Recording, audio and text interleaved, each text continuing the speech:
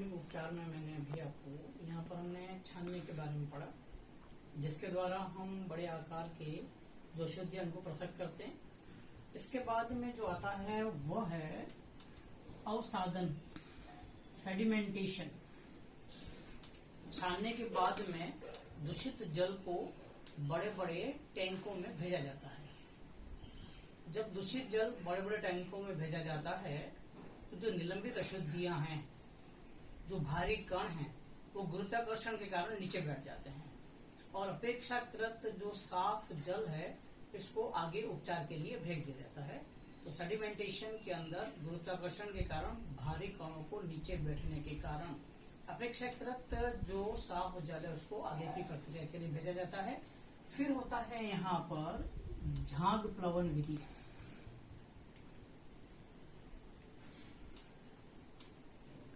झाग प्लवन विधि के अंदर वे निलंबित कण जिनका घनत्व जल के घनत्व से कम या जल के घनत्व के बराबर होता है, उन्हें हम अवसादन, सेडिमेंटेशन के द्वारा पृथक नहीं कर सकते हैं।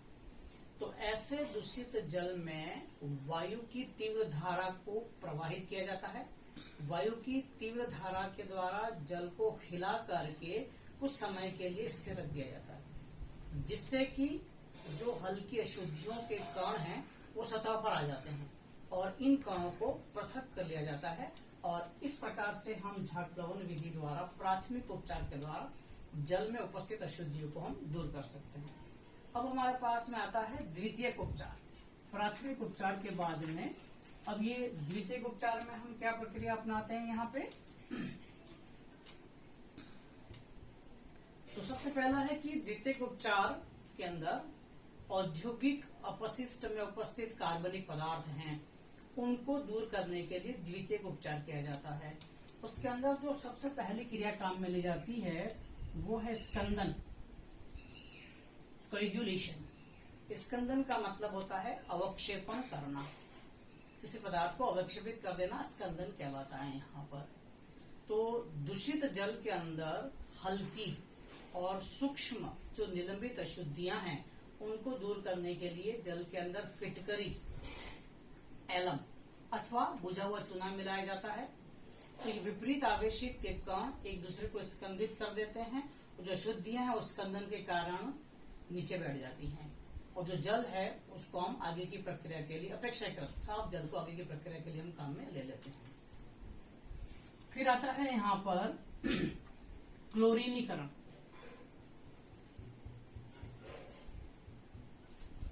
क्लोरीनीकरण जल शोधन की वह प्रक्रिया है जिसमें जल को पीने योग्य बनाने के लिए जो रोगकारी सूक्ष्म जीव हैं उनको क्लोरीन गैस अथवा ब्लीचिंग पाउडर के द्वारा नष्ट कर दिया जाता है। इस क्रिया को हम क्लोरीनीकरण कहते हैं। इस क्रिया में होता क्या है, क्लोरीन गैस अथवा ब्लीचिंग पाउडर, विरंजक चूर्ण जल में क्रिया करके नवजात ऑक्सीजन देता है। यह नवजात ऑक्सीजन सूक्ष्म जीवों की कोशिकाओं को नष्ट करके उन्हें समाप्त कर देते हैं। इस प्रकार से क्लोरीनीकरण की अभिक्रिया होती है। अब क्लोरीनीकरण अभिक्रिया में कौन कौन सी रासायनिक क्रियाएं होती हैं इसको हम देखें यहाँ पे। ये क्लोरीन गैस है, इसकी जल से क्रिया होती है तो हाइड्रोक्लोरिक अम्ल बनता है और हाइपोक्लोरस अम्ल बनता है। ये जो हाइपोक्लोरस अम्ल है ये अस्थायी होता है। इस हाइपोक्लोरस अम्ल के टूटने से नवजात ऑक्सीजन मिलती है हमें और ये जो सूक्ष्म जीव हैं उन पर नवजात ऑक्सीजन की क्रिया से इनको ये नष्ट कर देती है। इस प्रकार से क्लोरीनीकरण होता है। यदि यहाँ पर हम ब्लीचिंग पाउडर लेते हैं, विरंजक चूर्ण लेते हैं, तो विरंजक चूर्ण के साथ में क्रिया, ये विरंजक चूर्ण है, इसकी जल के साथ में क्रिया होती है। यहाँ पे कैल्शियम हाइड्रोक्साइड बनता है और इस विरंजक चूर्ण की क्रिया से कैल्शियम हाइड्रोक्साइड बनेगा और यहाँ पे क्लोरीन गैस बनती है। और ये क्लोरीन गैस फिर जल से क्रिया करके हाइड्रोक्लोरिक अम्ल हाइपोक्लोरस अम्ल बनाएगी। हाइपोक्लोरस अम्ल अस्थायी होने के कारण टूट जाता है, नवजात ऑक्सीजन देता है, और यही नवजात ऑक्सीजन है वो सूक्ष्म जीवों की कोशिकाओं में ऑक्सीकरण करके उन्हें नष्ट कर देती है। इस प्रकार से हम क्लोरीनीकरण की क्रिया के द्वारा भी जल का द्वितीयक उपचार कर सकते हैं। फिर आता है यहाँ पर तीसरी विधि है, और ये है सक्रिय कीचड़ उपचार, एक्टिवेटेड स्लज ट्रीटमेंट। सीवेज और औद्योगिक अपशिष्ट जो होते हैं उनके उपचार के अंदर इस विधि को हम काम में लाते हैं। यहाँ पर इस विधि के अंदर जो प्रक्रियाएं यहाँ पर हैं वो है इंपॉर्टेंट सक्रिय कीचड़। सक्रिय कीचड़ निलंबित अशुद्धियां और सूक्ष्म जीवों का मिश्रण होता है, जिसके उपयोग से जैविक क्रिया द्वारा कार्बनिक पदार्थों को कार्बन डाइऑक्साइड, जल एवं अन्य पदार्थों के अंदर परिवर्तित किया जाता है। इस सक्रिय कीचड़ उपचार प्रक्रिया के द्वारा दूषित जल से पोषक तत्व सीओडी, बीओडी को हटाया जाता है। यहाँ पर फिर आता है यहाँ पे ट्रिकलिंग फिल्टर।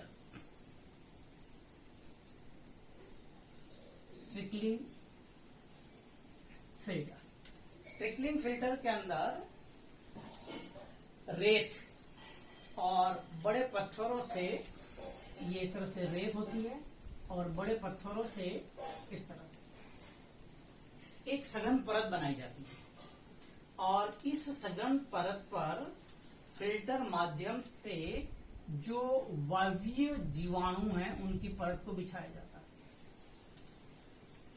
अब इस पर अपशिष्ट जल मिलाया जाता है, दूषित जल मिलाया जाता है, और इसमें वायु प्रवाहित की जाती है।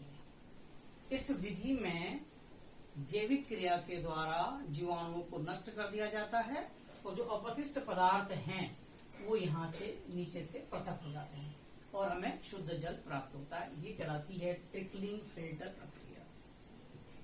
फिर आता है यहाँ पर बायोरिएक्टर।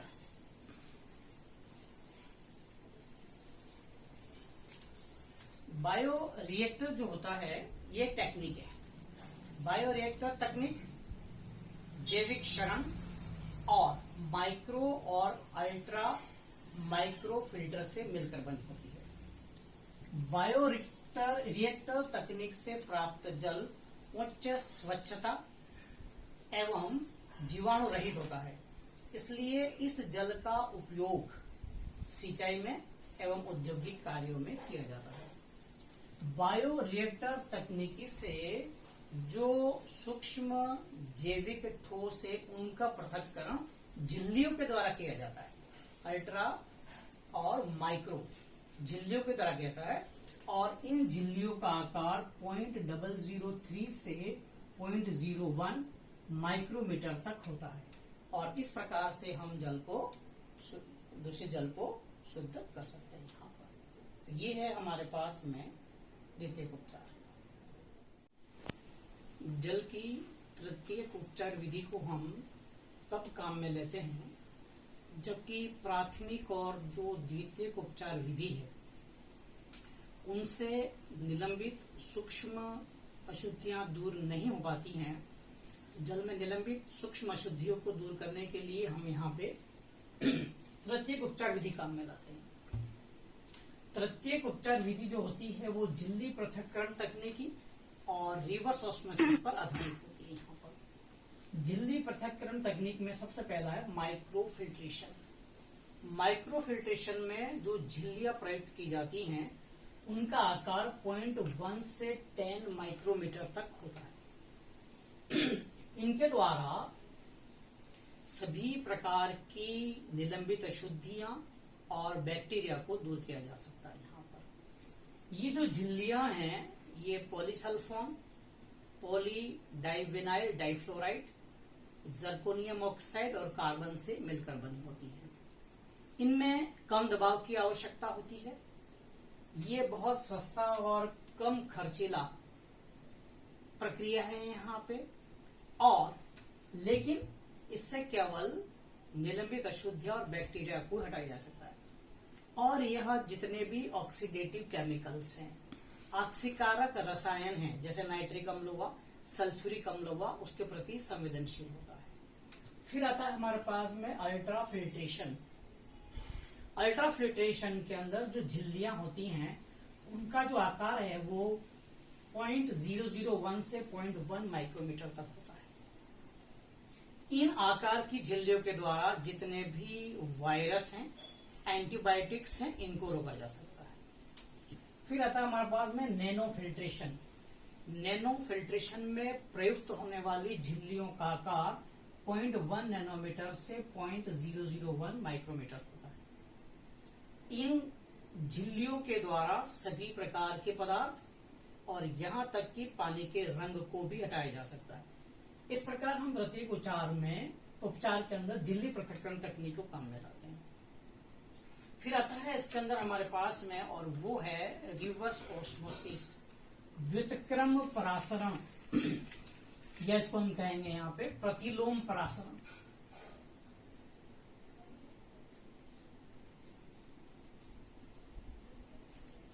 परासरण क्या होता है? अर्धपारगम्य झिल्ली द्वारा विलायक अणुओं का कम सांद्रता वाले क्षेत्र से उच्च सांद्रता वाले क्षेत्र की ओर गति करना, ये परासरण कहलाता है। प्रतिलोम परासरण के द्वारा जल में उपस्थित आयनों एवं विभिन्न प्रकार के अणुओं को दूर किया जा सकता है। इसमें एक अर्धपारगम्य झिल्ली को प्रयोग किया जाता है। जब किसी विलयन पर परासरण दाब से अधिक दाब लगाया जाता है तो परासरण विपरीत दिशा में होने लग जाता है।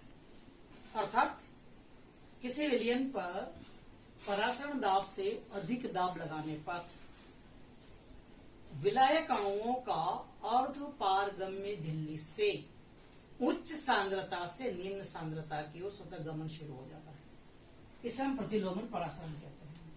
इस प्रतिलोमन परासरण के अंदर सेलुलोज एसीटेट की झिल्ली को अर्धपारगम्य झिल्ली के रूप में प्रयोग किया जाता है। यह झिल्ली उच्च दाब को सहन करने की क्षमता रखती है। इस झिल्ली के द्वारा विभिन्न प्रकार के वायरस, बैक्टीरिया और विभिन्न प्रकार के विषैले पदार्थ जैसे धातु, पारा, खनिज, लवण एवं अन्य कई हानिकारक पदार्थों को हटाया जा सकता है। और इस व्युत्क्रम परासरण के द्वारा कठोर जल को मृदु जल भी बनाया जा सकता है।